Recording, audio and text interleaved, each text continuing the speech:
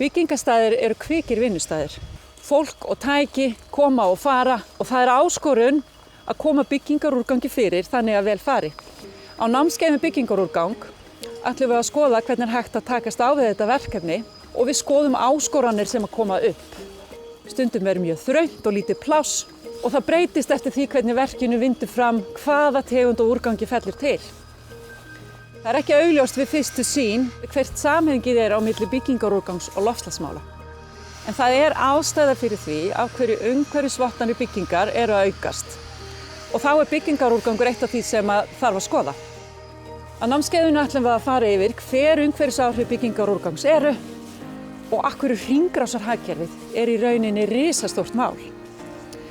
Kannski verður orðið úrgangur, orðið úrelt eftir 50 ár.